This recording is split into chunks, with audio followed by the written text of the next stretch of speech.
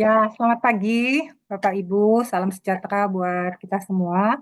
Em, Senang sekali ya, Pagi, kita Bu. bisa bertemu semua, walaupun secara virtual dengan adik-adik dari UMN. Saya merasa lebih muda gitu ya, bergaul dengan bisa berinteraksi dengan kalian mahasiswa dari UMN. Kemarin udah mendatangi kampusnya yang bagus. Luar biasa seperti itu dan sudah ketemu sama Bu Titis. Mungkin refreshment ini memang sangat dibutuhkan ya supaya teman-teman, rekan-rekan mahasiswa bisa nanti mengikuti asesmen pada hari Sabtu ya. Jadi batch pertama ini di mana kita nanti juga akan mengingatkan kembali ya, karena ini memang untuk pelaksanaan ACC yang belum berpengalaman, jadi otomatis pasti harus di-refresh kembali materi yang berhubungan dengan unit-unit kompetensi untuk operasional penjualan dan operasional merek. Nah, eh, saya mungkin minta bantuan Pak Hendra. Ya, saya mau cerita sedikit. Nanti ini pagi ini akan dipandu juga dengan Pak Hendra. Ya, saya mau cerita sedikit tentang latar belakang kami sebagai AP3MI. Jadi teman-teman mungkin sudah tahu ya AP3MI itu atau belum banyak yang tahu AP3MI itu apa ya. Jadi kalau misal kami AP3MI itu adalah Asosiasi Pengusaha Pemasok Pasar Modern Indonesia. Artinya, kalau pasar modern itu apa? Pasar modern itu seperti kayak Indomaret, Alfamart itu disebut pasar modern. Nah, pemasok apa? Pemasok adalah orang, organisasi, perusahaan, bisa bentuknya distributor, bisa bentuknya industri yang memasok, yang mensuplai, atau supplier yang mensuplai ke pasar modern yang tadi, bisa ke hypermart atau kalian kok belanja kemana ke lain Superindo. Nah, ini memang asosiasinya terdiri dari banyak perusahaan FMCG di mana memang pada umumnya mereka semua salah satu channel penjualannya adalah ke modern market. Nah, jadi memang asosiasi inilah yang memang berdirinya sudah cukup lama ya. Sudah cukup lama, udah lebih dari 20 tahun ya. Jadi memang salah satu foundernya ini beliau Pak Hendra Priyadi nih ya, untuk waktu mendirikan AP3MI ya. Jadi eh, asosiasi inilah yang memang visinya adalah untuk bisa memberikan apa ya, keseimbangan, kesetaraan antara pemasok dan retailer. Kenapa sih perlu perlu ada asosiasi? Ya, karena memang ini didirikan untuk supaya kalau kita masuk ke supermarket itu pemasok harus harus ada negosiasinya, ada trading termnya, ada cara term dan condition yang memang luar biasa negosiasinya gitu. Jadi memang visinya memang mau jadi organisasi yang memang akan membantu supaya bisa ada fairness bisnis seperti itu. Tapi nggak cukup cuma visi itu ya. Sebetulnya AP3MI juga punya misi, salah satunya memang sudah kita mulai saya kira 5 tahun yang lalu ya. 5 tahun yang lalu tuh AP3MI melakukan transformasi di bidang, khususnya di bidang sumber daya manusia. Pada waktu itu mungkin kita sama-sama ingat di mana Presiden kita Pak Jokowi sedang melaunching mengenai perlunya pentingnya SDM yang kompeten, di mana memang dalam hal itu kita juga turut serta untuk bisa sama-sama, yuk kita mulai berpikir bagaimana supaya dunia pendidikan dan dunia industri itu bisa link and match. Bagaimana supaya apa yang dipelajari itu bisa digunakan untuk di industri.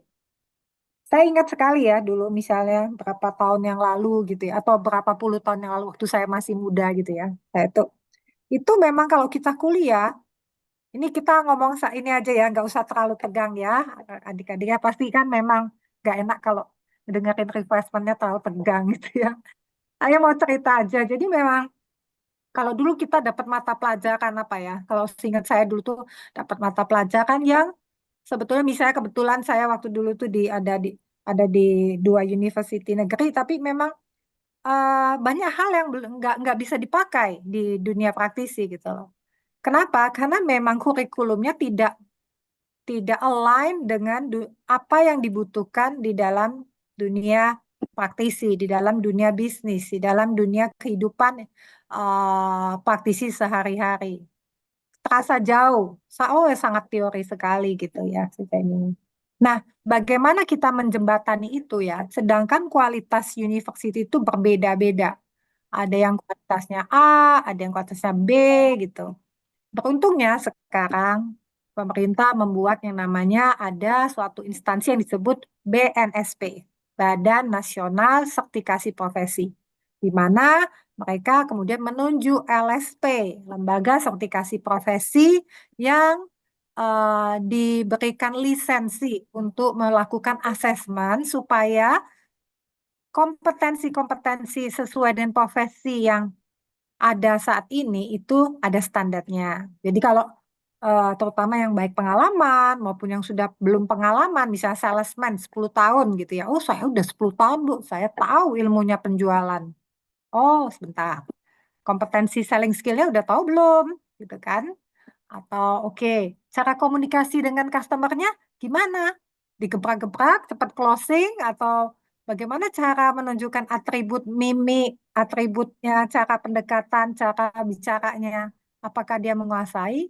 Kadang memang hal itu tidak ada standarnya. Nah, makanya perlunya ada, kenapa kita perlu punya sertifikasi ini ya, sertifikasi di mana sertifikasi ini sertifikasi kompetensi yang memang merefer kepada PNSP supaya kalian nanti pada saat lulus mendapat apa ya, mendapat lebih diakui bahwa kompetensi yang kalian miliki, belajar dengan susah payah di UMN, kemudian kalian kemudian diakses bahwa apa yang sudah dipelajari UMN itu terstandar dan bisa juga dipahami dan bisa digunakan nanti untuk kepentingan pada saat kalian melamar kerja ataupun juga pada saat kalian mau bikin bisnis kecil, startup atau apa gitu. Jadi kita walaupun saat ini mungkin rekan-rekan muda ya, saya punya anak dua yang Gen Z, semua bilang, Mama, aku belajarnya lewat internet aja, nggak perlu kuliah. Jangan salah, bahwa kita pun tetap harus punya standarnya. Itulah pentingnya LSP ya. Jadi harus punya standarisasi. Mengapa saya sangat menghargai nih, terima kasih banyak Bu Titis, UMN, yang sudah mempercayakan kepada LSP pemasok pasar Indonesia untuk kami bisa membantu adik-adik untuk bisa mendapatkan sertifikat kompetensi yang akan berguna untuk masa depan kalian.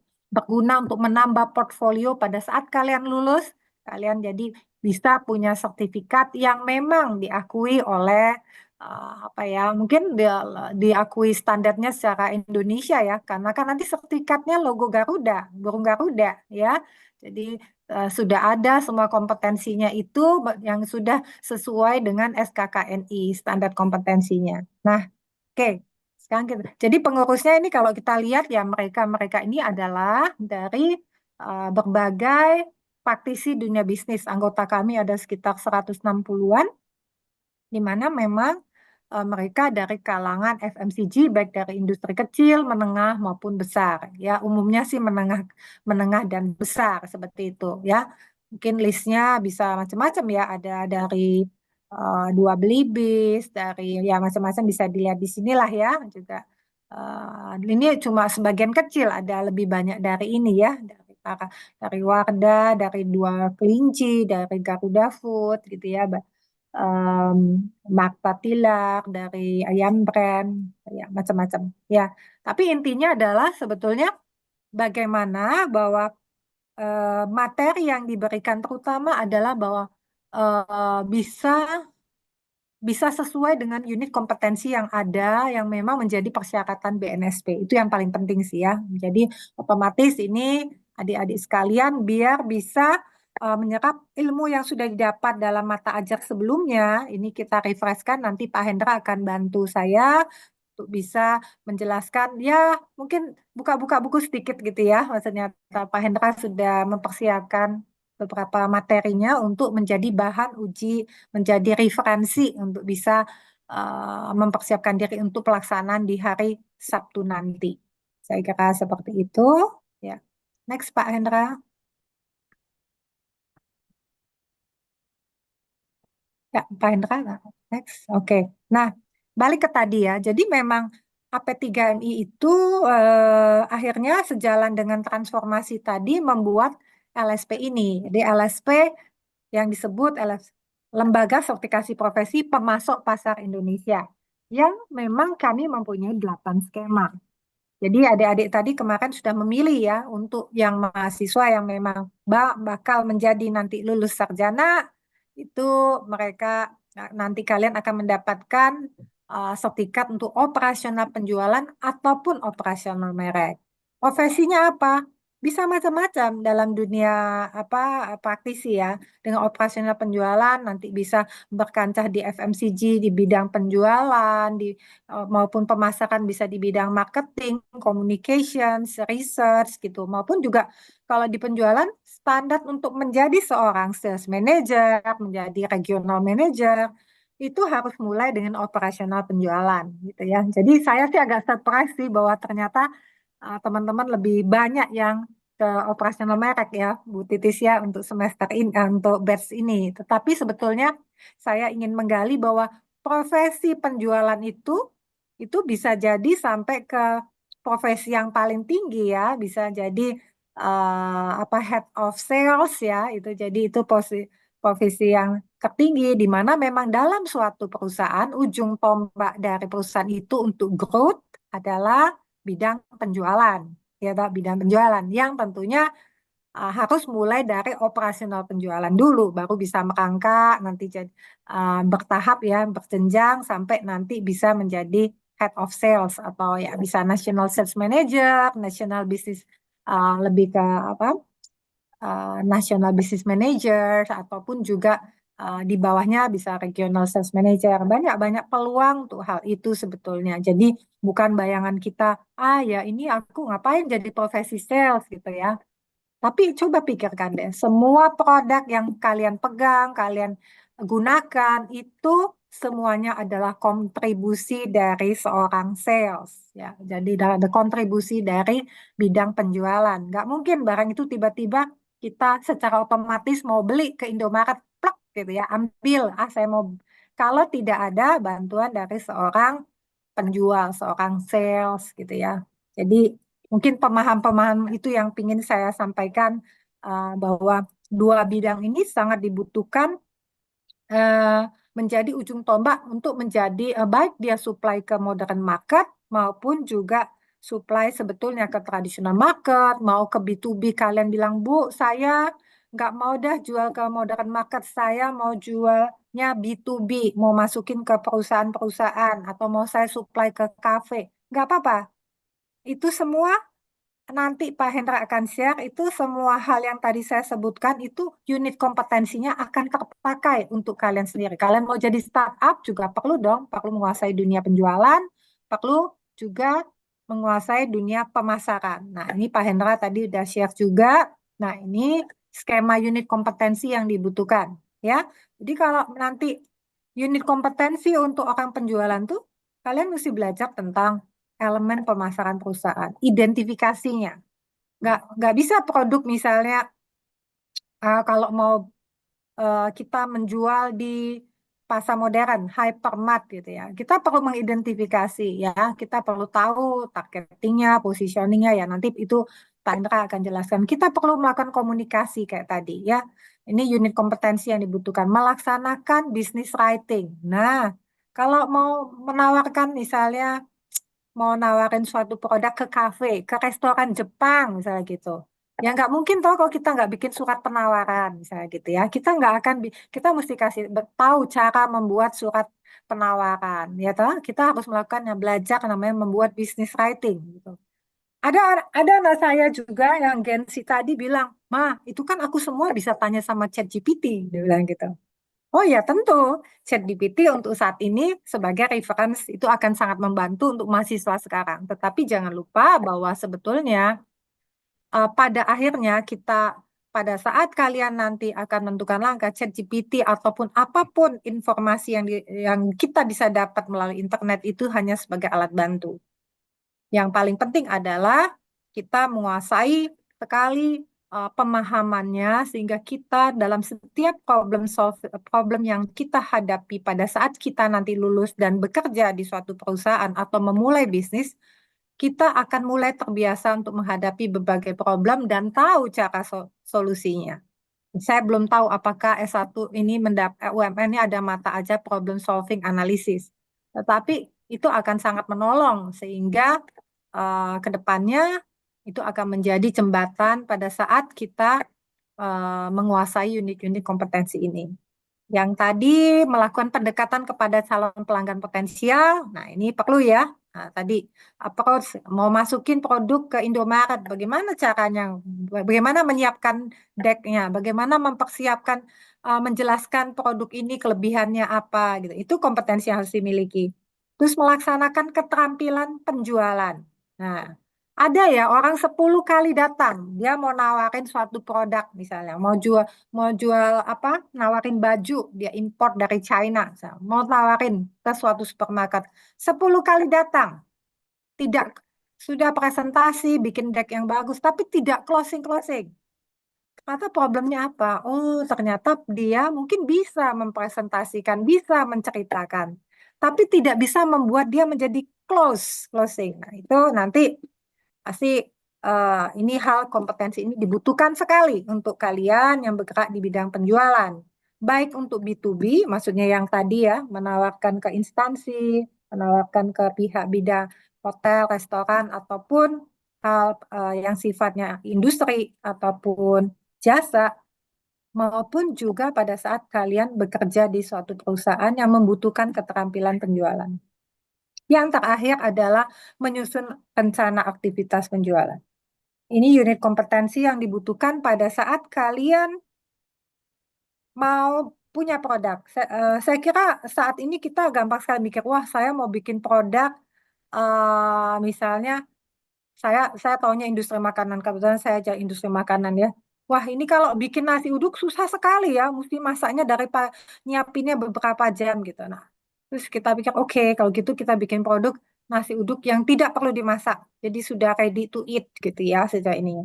Oke, produk mungkin oke, tapi rencana aktivitas penjualan harus betul-betul disusun supaya bisa betul-betul bisa mencapai target yang kita inginkan, target penjualan yang kita inginkan, target market yang diinginkan, jadi market share yang diinginkan. Jadi kompetensi ini juga mutlak diperlukan.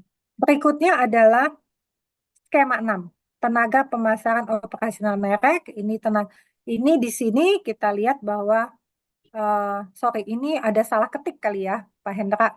Tenaga pemasaran operasional merek ini yang nomor 90.00101 itu adalah mengidentifikasi elemen pemasaran perusahaan, Pak Hendra. Nanti tolong dibenerin aja ya, Pak Hendra. Ya, ya, oke. Ya, itu ada Ya. salah ketik ya, adik-adik. Jadi itu adalah mengidentifikasi elemen pemasaran perusahaan sama. Jadi sebetulnya ada unit kompetensi yang sama antara penjualan dan pemasaran. Ya. Terus komunikasi efektif, yaitu baik mau orang markom, ya marketing communication, maupun orang penjualan, semuanya butuh komunikasi yang efektif, yang seperti apa gitu loh. Ada orang introvert yang memang, aduh saya nggak bisa lah ngomong-ngomong kayak gitu Bu. Tapi kan tapi kalau memang cita-cita mau bergerak di bidang penjualan, mau bergerak di bidang yang membutuhkan komunikasi, harus menguasai kompetensi ini, melaksanakan komunikasi efektif, walaupun orangnya introvert. Karena kadang kita kalau mau belajar bisa kok, tidak harus semua orang introvert menjadi sales, bisa orang introvert asal memang mau belajar. Nah, kemudian yang ketiga, sebetulnya hampir mirip ya. Jadi hal ini juga perlu business writing. Di marketing kita harus bisa belajar bikin deck ya. Kita di marketing ya, di brand ya. Ini penting sekali gitu ya. Terus kemudian sama ya, mungkin bukan surat penawaran ya, tetapi bagaimana kita meyakinkan bahwa nanti segmentasinya jelas, bagaimana kita meyakinkan bahwa targeting yang kita pilih itu akan membuat kompetitor menjadi apa ya, jadi kita akan lebih baik daripada kompetitor. Misalnya kalau produknya mau produk Me Too gitu ya, misalnya saya mau bikin shampoo tapi shampoo kita saingannya Sunsilk. Nah, bagaimana shampoo ini bisa lebih daripada berbeda dan punya nilai lebih dibandingkan Sunslick misalnya gitu. Oh, mesti bikinnya sampo-nya yang nggak pakai pengawet misalnya, atau sampo-nya yang organik. Nah, itu hal-hal itulah yang dibutuhkan menjelaskannya dalam bentuk business writing. Oke. Terus kemudian merencanakan riset. Tidak ada merek apapun yang ke ujuk-ujuk langsung launching kalau tidak dibekali dengan riset. Beberapa perusahaan punya divisi khusus yang disebut divisi riset, market research, yang berbeda dengan divisi pemasaran. Tapi ada juga beberapa perusahaan yang menggabungkan mengenai riset di dalam satu departemen marketing. Jadi tergantung bagaimana perusahaan itu menganggap seberapa pentingnya, ya.